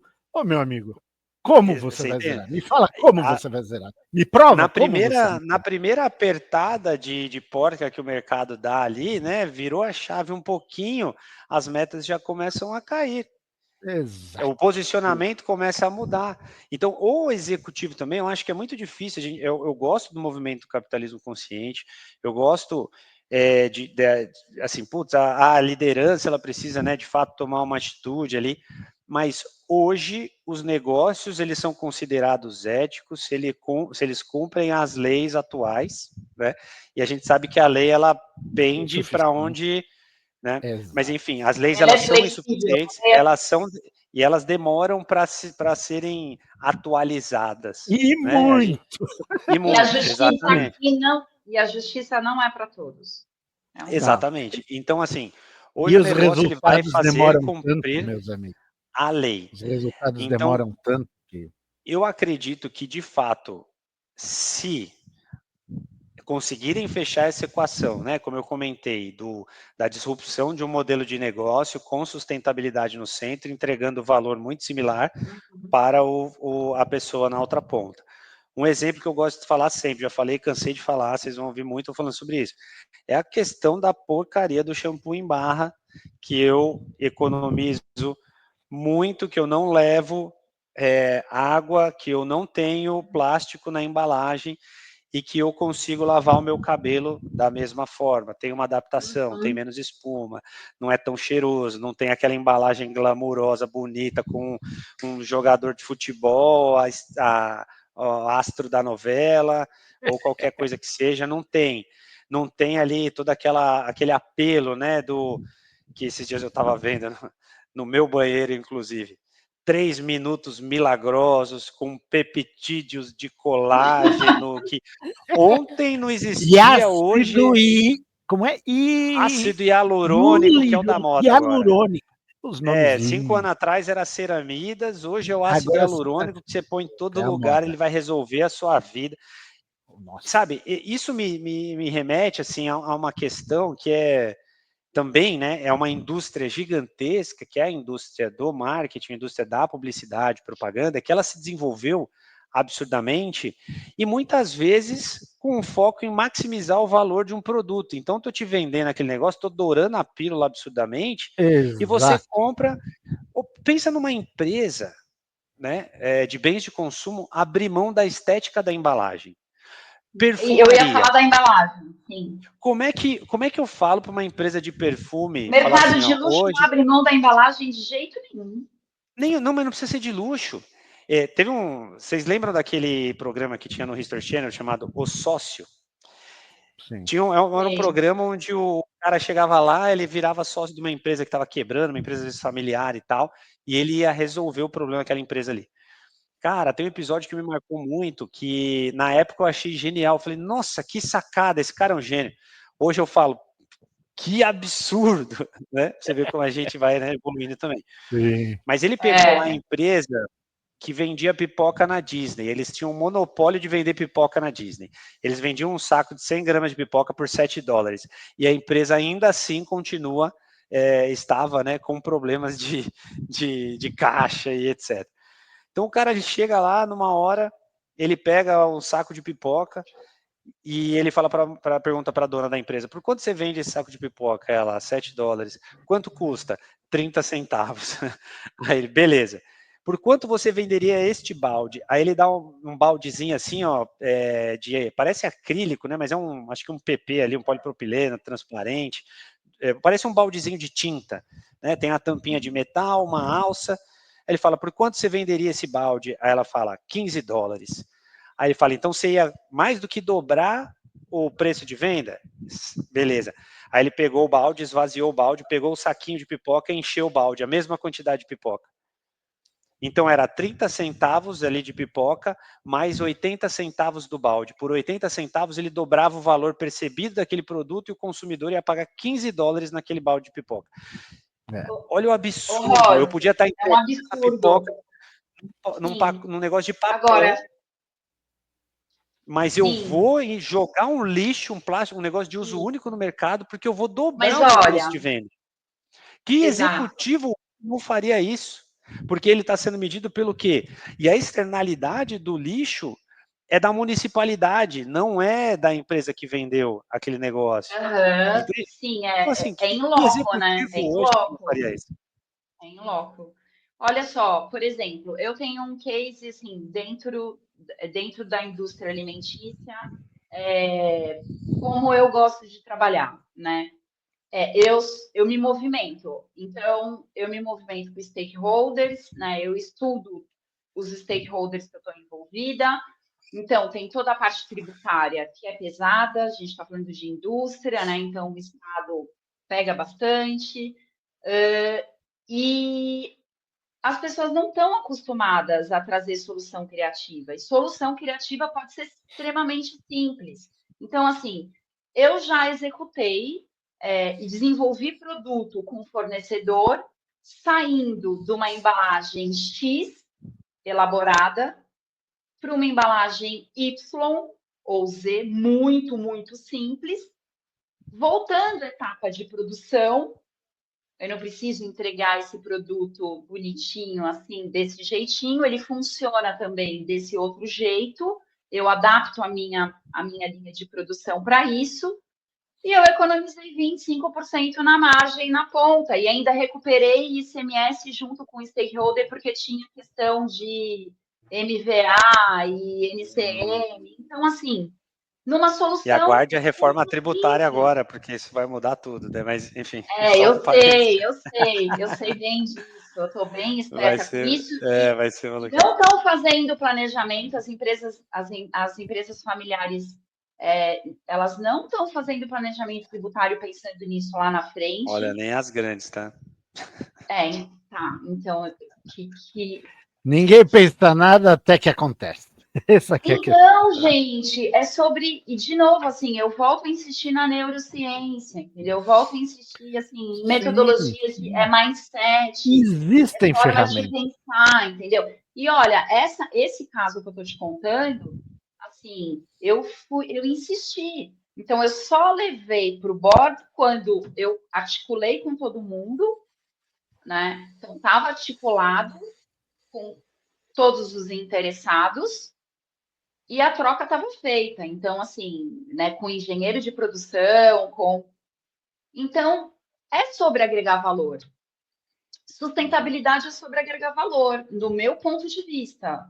Sustentabilidade e economia têm o mesmo significado, do meu ponto de vista. Eu fico pensando o quanto o marketing não consegue contribuir, e ele consegue, entrando na cabeça das pessoas, trazendo esse tipo de pensamento, de mindset, e despertar para aqueles problemas que eles não estão vendo. Porque se um investidor, né? Aí eu fico pensando na indústria de venture capital também. Quantos negócios estão rolando agora? Acho que reduziu bastante, né? Investimento no Brasil deve ter caído. No mundo todo. No mundo todo. Mas o quanto essa indústria também, né, venture capital, é importante nesse sentido, e o quanto a gente consegue influenciar os investidores para trazer negócios interessantes, tecnológicos, com soluções sustentáveis, sabe? A gente tem que acreditar. Henrique, a gente tem que acreditar. Eu acredito. A verdade está lá fora. Lembrando, eu quero acreditar. Sim. Uma dúvida que fica para mim eu entendo esse ponto, eu acredito sim que a gente tem que sempre buscar essas alternativas e se uma camada ali, né, mais uma vez, de design de produto não tiver olhando para isso, dificilmente a gente vai mudar, vai ter esse motivador para mudar, para colher esse benefício lá no final. Eu já falei com empresas, por exemplo, que são super, né, sustentáveis e tal, pelo menos dizem ser, e aí às vezes a pessoa chega e fala assim, cara, você não tem a noção da dificuldade que é para eu mudar uma faca de corte para economizar um pouco de embalagem numa linha de produção, que assim, você vai fazer um ajuste ali, é um projeto milionário, e aí a empresa já está no vermelho e não consegue colocar um real em outra coisa, que não, sabe? Às vezes tem uma dificuldade gigantesca dependendo da complexidade do tamanho daquele negócio. Mas aí eu faço até estava trocando ideia com isso com o pessoal recentemente, que é a seguinte, a indústria, hoje muito se fala sobre o impacto da tecnologia, né, principalmente da inteligência artificial, quantos data centers são prejudiciais e tudo mais. Tem um estudo de 2019, que é o Digital Environmental Footprint of the Digital World, do Instituto Francês de Tecnologia, onde eles trazem que separam em 3 camadas, né? Então tem o equipamento do usuário final, a rede, onde trafegam os dados, e os data centers. Em alguns pontos ali, o data center, ele é tipo 8 vezes menor, né? Tem impacto 8 vezes menor do que os equipamentos do usuário final. Então, ó, eu estou dando uma volta aqui para chegar aonde, por exemplo, se eu sou a Apple hoje, eu sou a Samsung, eu sou a Motorola, sei lá. Se eu tiver que chegar para o meu board e falar assim, ó, a partir de amanhã a gente não lança mais um iPhone por ano, a gente vai fazer um iPhone que a gente vai atualizando esse iPhone com o tempo, né, e a pessoa vai ficar com esse iPhone por muito mais tempo, porque o maior impacto que a gente tem da tecnologia é a indústria de eletrônico vendendo e vendendo, e a pessoa consumindo e jogando fora aquele negócio que a gente nem sabe onde vai parar, e também não é nosso problema, enfim, porque, né, alguém vai lidar com esse lixo, não somos nós, e assim vai. Cara, imagina a dificuldade para eu transformar uma indústria dessa que tem um impacto gigantesco, apesar de, né, não dá para fazer um deparo assim. Assim, é uma distância, eu tenho que repensar a minha cadeia, tenho que repensar em toda a circularidade, eu tenho que criar novos modelos de negócio, que hoje, por exemplo, a indústria automotiva, ela começa nessa linha, né? Pô, o que acontece com um carro no final de vida no Brasil? Ele vai se acumular em algum pátio, ele vai ser abandonado em alguma rua com seus números raspados ali, ele vai para o fundo de uma represa, né? Mas, poxa, a empresa que vendeu aquele carro, se ela começar a ser responsabilizada por esse fim de vida, pô, aí vai ter que começar a ter um negócio de desmontagem de veículo, entende? Mas isso só vai Você teria, acontecer... inclusive, uma ampliação do processo econômico, baseado nisso. Você geraria trabalho, você geraria mão de obra, você geraria riqueza. Aí é que tá, mas isso só vai acontecer quando a municipalidade, o país, o poder público não conseguir mais lidar com aquele problema de nenhuma forma. Hoje, vou dar um exemplo da embalagem. Você vai comprar um macarrão lá no varejo, né? Vem tudo naquele plastiquinho nojento lá, que não vai ser reciclado, né? PP, símbolo de reciclagem 5, que a chance daquilo ser reciclado é muito pequena. Então, beleza. Aí você vê uma marca europeia, uma marca italiana ali, que vem numa caixinha de papel. É mais caro, bem mais caro, mas ele vem importado lá, mas ele vem numa caixinha de papel. Poxa, a caixinha de papel é mais frágil do que o plástico ali. Ela vai amassar, ela pode ter problema, né? Ela pode se molhar, pode estragar. Mas é um papel de uma qualidade boa, né? Meio encerado ali, que, né, repele um pouco a água, mas enfim. Vem numa caixa de papel. Aí você vai ver por quê. Porque o país onde esse negócio é produzido baniu o plástico porque eles não conseguem mais lidar com o lixo. Eles não acham mais país que compra aquele plástico, eles não têm mais o que fazer. Aí, obrigatoriamente, eles têm que botar naquela caixa de papel. Você entende? Dos então, Ds, assim, dos 3 Ds, qual D é esse daí? Num primeiro momento foi um decreto ali, né? Na verdade, começou um desastre, Mas qual porque foi? Não, Agora o você desastre tocou no ponto. isso. Começou a tudo no acumular lixo. desastre, meu Eu amigo. não tenho mais Esse aonde aqui é o botar aquele ponto. lixo. Por Exato. que esperar a porcaria do desastre para tomar Agora alguma atitude? tem uma coisa Porque também, tudo né? custa, né? Mudar é caro. Não é Ah, custo. que lindo! Mas o Tem que desastre investir. depois custa muito mais caro do que se você Pra já quem? tivesse pensado do início. Para Pra ele. quem? Para outra Pra quem? geração, já não é para Mas você aqui agora. Para mas quem é custou, para nós, para para quem o público custou o em desastre geral. financeiro do mercado, Não da foi bolha para ele. Não americana, foi para da ele. bolha do real Tem isso estate lá dos também. Estados Unidos. Para quem De custou 2008. aquilo? O governo foi e segurou todo mundo. Então custou para a população, obviamente. Exato, Entende? exato. O Sim. Não desastre. para as empresas. Esse é o ponto. Então, quando isso acontecer, a indústria vai Aí falar: entraria o ah, decreto. mas se eu tiver que refazer isso tudo, é um prejuízo enorme. E eu vou ter que demitir um monte de gente. Aí vem o poder público e fala o quê? Então eu vou te dar isenção. Aí eu vou lá e consigo investir. Entende? É E sempre a mesma história. Agora, e é o sempre a velho mesma história, é um looping. Agora, tem uma coisa também, né? Se aí o tempo que isso vai acontecer é uma questão, né? Conforme for mudando, novos negócios vão aparecer. Então, assim, a concorrência vai chegar. Sim, Então, o se as problema é empresas não se velocidade disso. reinventarem, sim, a Nós questão é a precisamos de velocidade. velocidade e não Por temos. isso, por isso que eu fico pensando, assim, quanto mais investimento em novos negócios, né, com a sustentabilidade no centro vier, Isso seria mais a ótimo. gente vai impulsionar a transformação, né, das metodologias, né, de um D para e impulsionar essa mudança. Mas Agora, é que se parar para Provocação. pensar, Não, esse mas tipo de pensamento já foi tido quando se idealizou a reciclagem dos plásticos. Só que o pensamento, o planejamento existiu. O resultado não se viu. Mas parece que quando eles começaram a pensar a reciclagem dos plásticos, eles já entendiam que ia acontecer exatamente o que está acontecendo hoje. Aí é pilantragem da Gross. Tem algumas investigações que estão apontando para Aí isso. já é pilantragem da Gross. Mas deixa eu voltar um pouco na questão. Então, e aí nesse ponto, eu vou fazer uma provocação aqui que é a seguinte: e se esses negócios que emergentes, que têm a possibilidade de quebrar, né, uma cadeia, de transformar uma cadeia para um movimento mais sustentável, for adquirido por um grande grupo, como aconteceu, por exemplo, no caso da Ben Jerry's, que vinha transformando ali com aquele posicionamento, e é adquirido por um grupo que está matando aquele posicionamento aos poucos.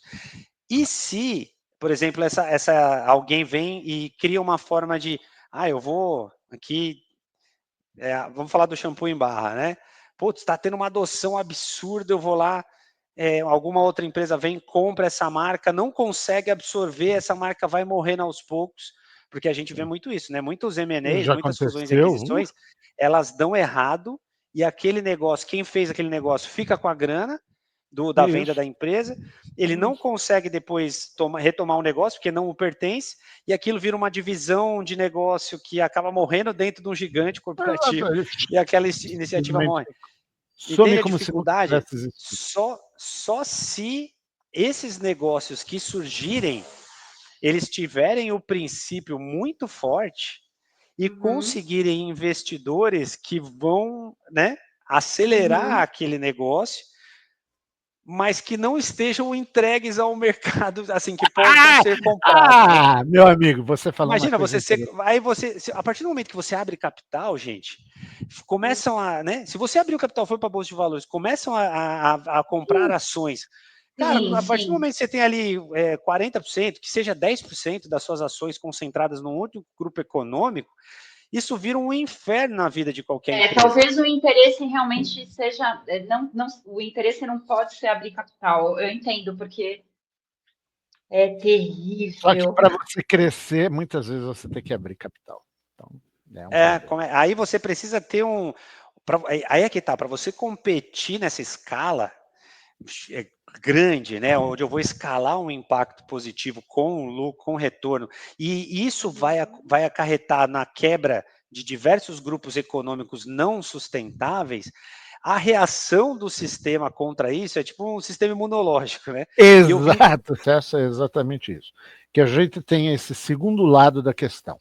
Porque hoje nós conseguimos trazer uma série de questões que são espinhosas, justamente pelo fato de que não se encontra, assim, à primeira vista, uma resolução para isso a curto prazo. Você não consegue. Porque são interesses antagônicos que estão se chocando. É né? muito antagonismo. Exato. Só que a realidade é uma só. Isso precisa ser resolvido. Então, e nós sabemos que existem iniciativas que podem resolver muita coisa. Aquele exemplo da fazenda hidropônica vertical é apenas um exemplozinho. Existem inúmeros. Eu vira e mexe, mando para o Roger manda para mim, notícias de ciência atualizadas que demonstram iniciativas onde, se houver um pouco mais de interesse, um pouco mais de investimento, aquilo lá pode resolver muitos problemas que hoje nós encontramos na questão de sustentabilidade, na questão meioambiental. Então, efetivamente, é algo que nós podemos trazer para o público, porque nós sabemos onde está essa informação, nós podemos trazer isso daí para mostrar que, efetivamente, que o que falta não são ideias, o que falta é interesse em fazer essas ideias acontecerem. Por quê? Porque há interesses espúrios na sociedade, nós já sabemos. Acabamos de falar há pouco a respeito da questão da abertura de mercado, abertura de capital e da questão de lançamento de ações em bolsa, etc. Agora vamos pensar uma questão anterior a isso. Será que a solução não passa por algo mais drástico que elimine essa figura que se chama mercado? Não estamos falando de socialismo, mas passa perto. Então são tudo coisas para se pensar, entende? Porque a espécie humana, ela nasceu, tá? Ela se originou e progrediu através de um ajudar o outro, ou seja, através da compreensão das necessidades do grupo e de trabalhar em prol dessas necessidades. Coisa que se perdeu principalmente com a questão do aumento populacional, divisão de países, etc. e tal. Então isso tudo hoje é praticamente um zero, entende? Mas se quisermos que haja um futuro para a humanidade e que passemos por uma questão de sustentabilidade das futuras gerações, a gente tem que voltar a pensar nessa questão. Bom, pessoal, então vamos pensar nesse próximo episódio, porque realmente o que interessa é trazermos soluções para o pessoal, para o público em geral. É isso que eles querem ver. Agora, inclusive podem sugerir, né? Se tiver algum, sem dúvida, podem trazer alguns pontos interessantes aqui que a gente vai discutir. Façam perguntas, porque isso vai ser bastante interessante. Quanto mais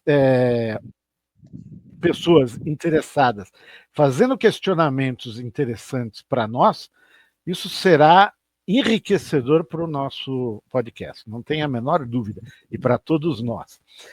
E vamos aproveitar para as últimas palavras, né, de todos, porque já estamos com o tempo praticamente em cima.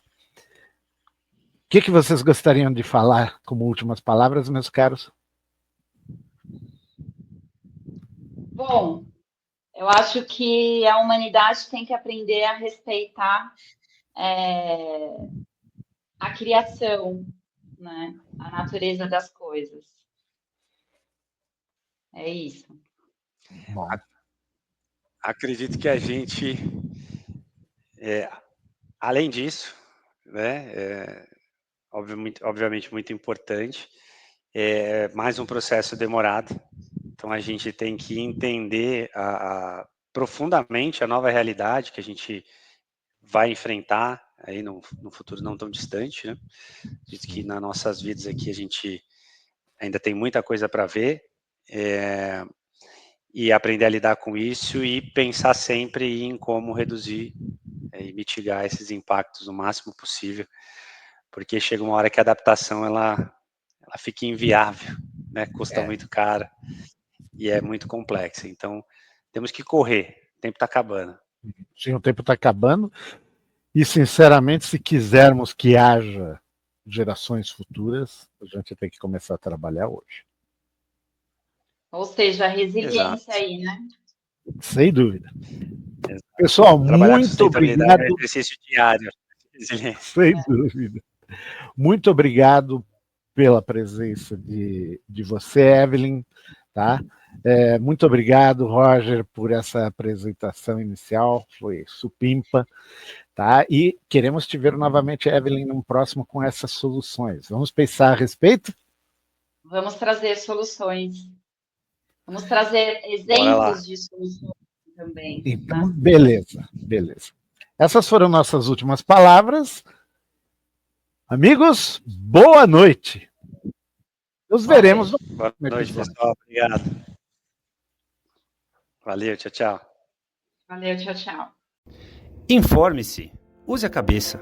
Afinal, não custa pensar para encontrar melhores alternativas e minimizar os problemas. Se você gostou, siga-nos no YouTube. Dê-nos seu joinha, não custa pensar.podcast. Também envie-nos sugestões de assuntos que você gostaria de ver discutidos no canal. Nos veremos novamente em um próximo episódio. Um grande abraço a todos.